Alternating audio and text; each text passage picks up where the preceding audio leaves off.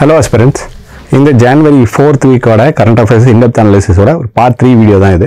So already நம்ம 2 part இதுக்கு முன்னாடி பண்ணிட்டோம். அதாவது இந்த ஒரு வாரத்தில் ஒரு ஆஸ்பிரண்ட்டுக்கு தேவையான இம்பார்ட்டன்ட் கரண்ட் அஃபேர்ஸ் என்னென்ன, அதோட இன்டெப்த் அனாலிசிஸ் இதெல்லாம் நம்ம அதில் என்னென்ன பேக்ரவுண்ட் இன்ஃபர்மேஷன்லாம் தெரிஞ்சுக்கணும் அப்படின்றது ஆல்ரெடி நம்ம 2 வீடியோவில் கவர் பண்ணிட்டோம். அதை பார்க்கல அப்படின்னா நீங்கள் இப்போ நம்ம டிஸ்கிரிப்ஷனில் அந்த லிங்க் கொடுத்துருக்கோம், அது மூலமாக நீங்கள் பார்த்துக்கலாம். ஸோ இந்த தேர்ட் வீடியோவில் நம்ம பார்க்க போகிற விஷயம் ஃபஸ்ட்டு நியூஸ் என்ன அப்படின்னு பார்த்தீங்கன்னா, சென்ட்ரல் கவர்மெண்ட்லேருந்து ஒரு ரிப்போர்ட் ரிலீஸ் பண்ணியிருக்காங்க. அந்த ரிப்போர்ட்டில் என்ன சொல்லியிருக்காங்க அப்படின்னு பார்த்தீங்கன்னா, நேஷனல் ஹெல்த் மிஷன். ஸோ அந்த நேஷனல் ஹெல்த் மிஷன் என்ன பண்ணியிருக்கு அப்படின்னு கேட்டிங்கன்னா, நிறைய பப்ளிக் ஹெல்த் கன்சர்ன்ஸை அட்ரஸ் பண்ணியிருக்கு. இந்த ஹெல்த் ரிலேட்டடான நிறைய விஷயங்களை வந்து இந்த நேஷனல் ஹெல்த் மிஷன் மூலமா நாங்கள் வந்து அச்சீவ் பண்ணியிருக்கோம். ஸோ அந்த மாற்றங்கள்லாம் கொண்டு வந்திருக்கோம் அப்படின்ற மாதிரி ஒரு ரிப்போர்ட் பப்ளிஷ் பண்ணியிருக்காங்க. ஸோ இதுக்குள்ளே என்னென்ன டீட்டெயிலாக சொல்லியிருக்காங்க. ஃபர்ஸ்ட் ஆஃப் ஆல் இந்த நேஷனல் ஹெல்த் மிஷன்னா என்ன அப்படின்னு பார்த்தீங்கன்னா, 2013 ஆரம்பிக்கப்பட்ட ஒரு ஸ்கீம் தான் இது. ஸோ 2013 தான் இந்த நேஷனல் ஹெல்த் மிஷன் அப்படின்ற ஒன்று ஆரம்பிக்கிறாங்க. ஸோ எந்த மினிஸ்ட்ரி கீழே அப்படின்னு பார்த்தீங்கன்னா, ministry of health and family welfare.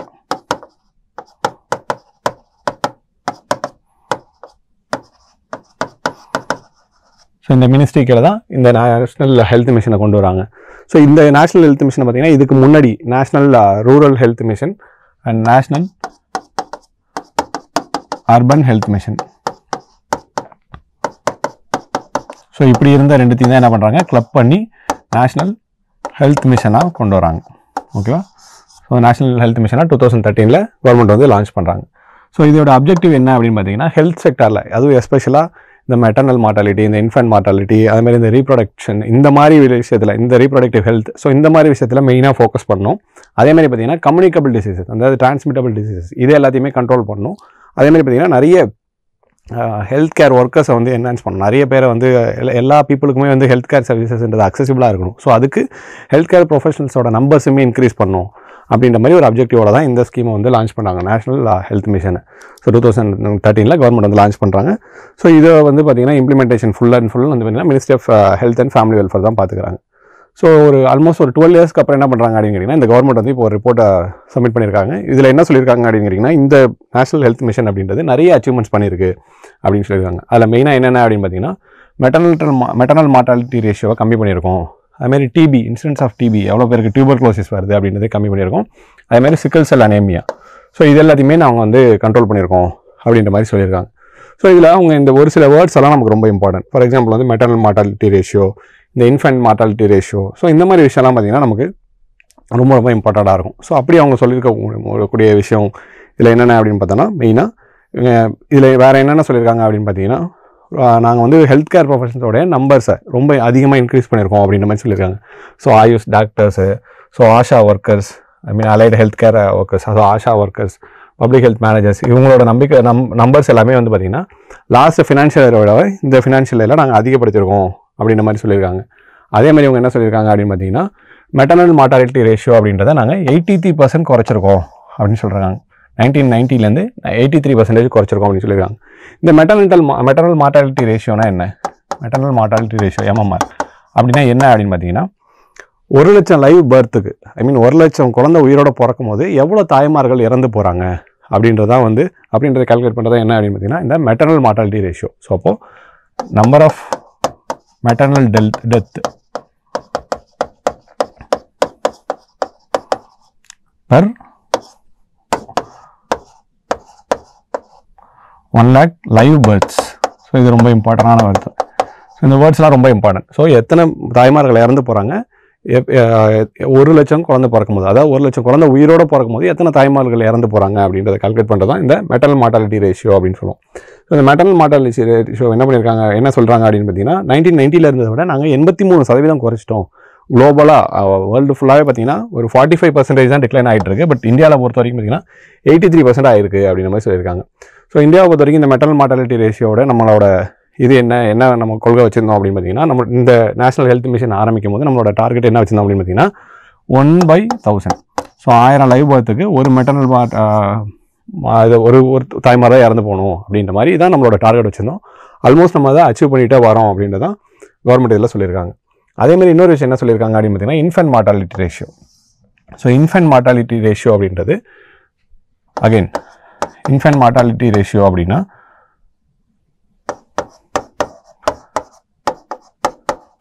Number of live births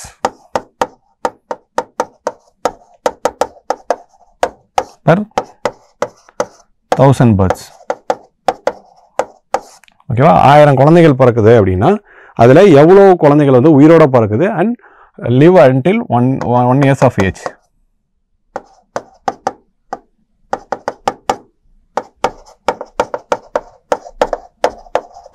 அது பிறக்கிற ஒரு குழந்தை 1000 குழந்தைக்கு எத்தனை குழந்தை ஒரு வயசு வரைக்கும் உயிரோட வாழுது அப்படின்றது தான் இன்ஃபென்ட் மார்டாலிட்டி ரேஷியோ. ஸோ அப்போ இன்ஃபென்ட்னா குழந்தை, அப்போது இது 1000 குழந்தை பிறக்குது ஒரு ஊரில் அப்படின்னா அந்த 1000 குழந்தைகளில் எவ்வளோ குழந்தை ஒரு வயசை தாண்டுற வரைக்கும் உயிரோட இருக்குது, அதுக்கு முன்னாடி எதெல்லாம் செத்து போதோ அதெல்லாம் தான் நம்ம இந்த கவுண்டில் எடுத்துப்போம்.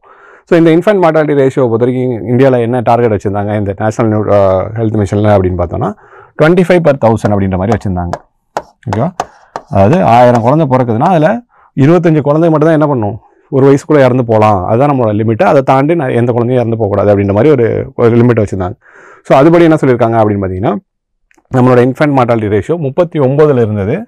அதாவது 1000 குழந்தை பிறக்குதுன்னா அதில் 39 குழந்தை இறந்து போயிட்டு இருந்த இடத்துல நம்ம இப்போது அதை 2020 28 குறைச்சிட்டோம் அப்படின்னு சொல்லியிருக்காங்க. ஸோ நம்மளோட டார்கெட் என்ன 25, நம்ம 28 வந்துட்டோம், ஆல்மோஸ்ட் நம்ம ரீச் ஆகிறோம் அப்படின்ற மாதிரி சொல்லியிருக்காங்க. ஸோ அப்போ ஆல்ரெடி மெட்டல் மார்டாலிட்டி ரேஷியோவாக இருக்கட்டும், இன்ஃபென்ட் மார்டாலிட்டி ரேஷியோவாக இருக்கட்டும், இது ரெண்டுத்துலையுமே நம்ம வந்து நம்மளோட டார்கெட்டை நோக்கி அச்சீவ் பண்ண போயிட்டு தான் இருக்கும் அப்படின்ற மாதிரி சொல்கிறாங்க. அதேமாதிரி இன்னொரு விஷயம் என்ன அப்படின்னு பார்த்தீங்கன்னா டோட்டல் ஃபெர்டிலிட்டி ரேட். ஸோ இதுவுமே நம்ம ஒரு டார்கெட் வச்சுருந்தாங்க.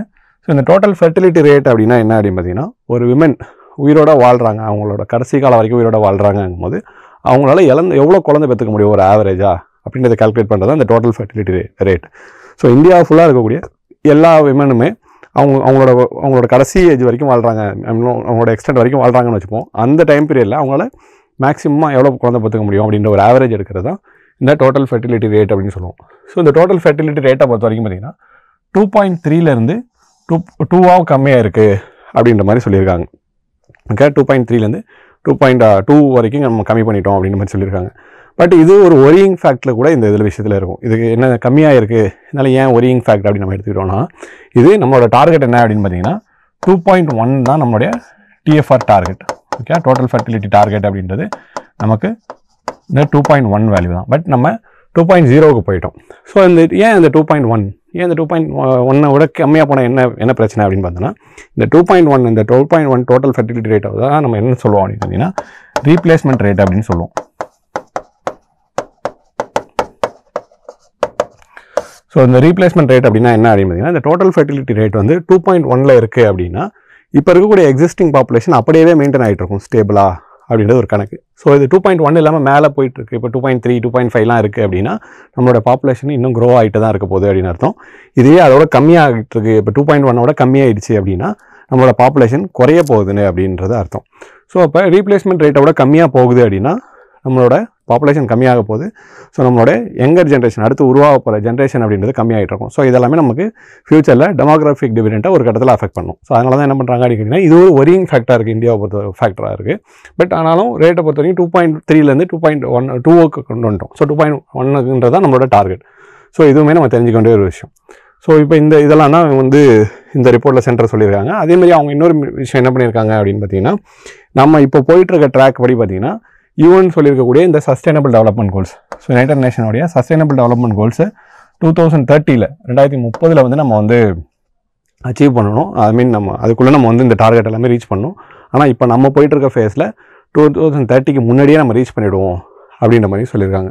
ஸோ இதில் இன்னொரு நம்ம இம்பார்ட்டண்டாக நோட் பண்ண வேண்டிய விஷயம் என்ன அப்படின்னு பார்த்தீங்கன்னா இந்த டோட்டல் ஃபெர்டிலிட்டி ரேட்டை யார் வந்து நமக்கு சொல்கிறாங்க, அந்த சர்வே கொடுக்குறாங்க அப்படின்னு பார்த்தீங்கன்னா இந்த நேஷனல் ஃபேமிலி ஹெல்த் சர்வே. இவங்க தான் என்ன பண்ணுறாங்க அப்படின்னு கேட்டிங்கன்னா இந்த டோட்டல் ஃபெர்டிலிட்டி ரேட் இது எல்லாத்தையுமே சொல்கிறாங்க.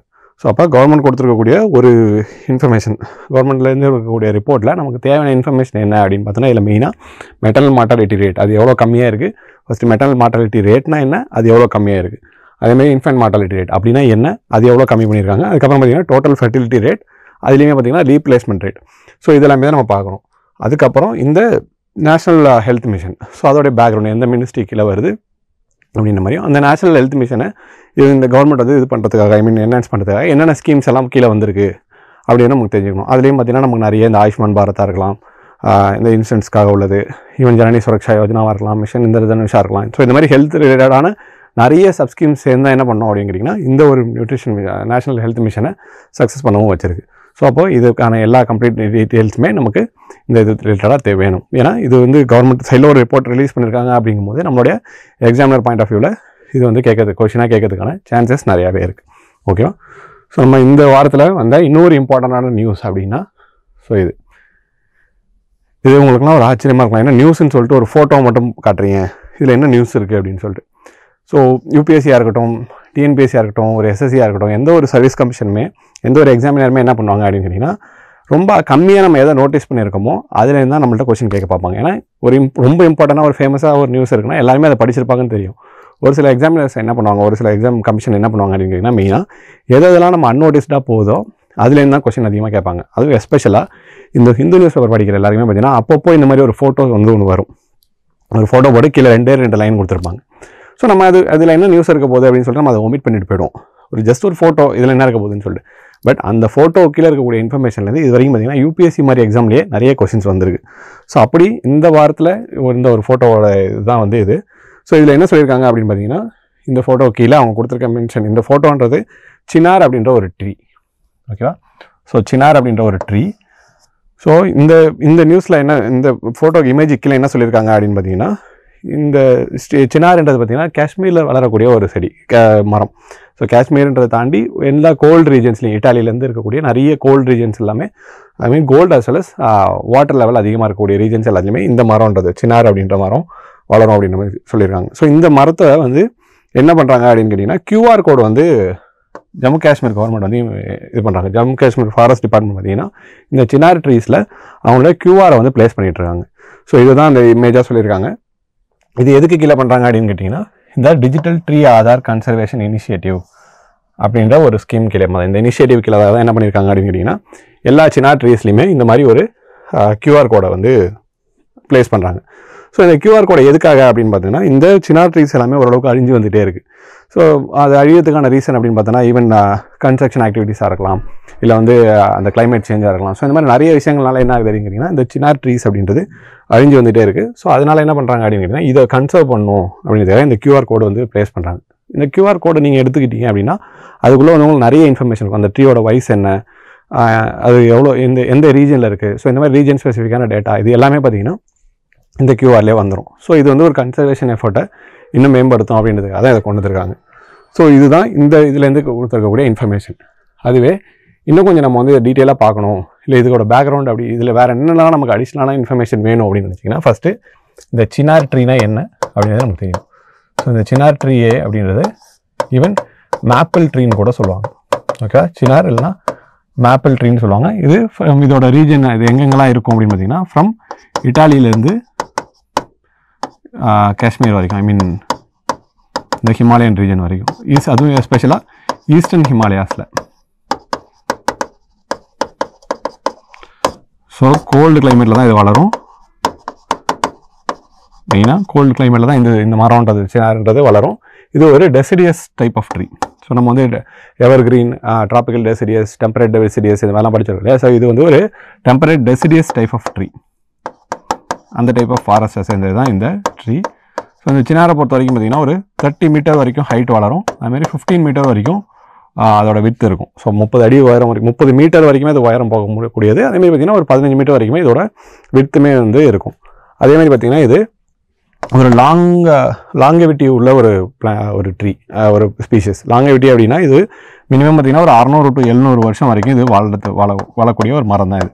ஸோ காஷ்மீரில் இருக்க நிறைய மரங்கள் பார்த்திங்கன்னா இந்த 600-700 வருஷத்துக்கு முன்னாடிலேருந்து இருந்த ட்ரீயாக கூட இங்கே இருக்குது. அதுவுமே வந்து அதில் மென்ஷன் பண்ணியிருக்காங்க. ஸோ இதெல்லாம் நமக்கு தெரியணும். அதேமாதிரி பார்த்திங்கன்னா இந்த சினார் ட்ரீ இதோட இன்னொரு இம்பார்ட்டண்டான விஷயம் என்ன அப்படின்னு பார்த்திங்கன்னா, இதுதான் ஸ்டேட் ட்ரீ ஆஃப்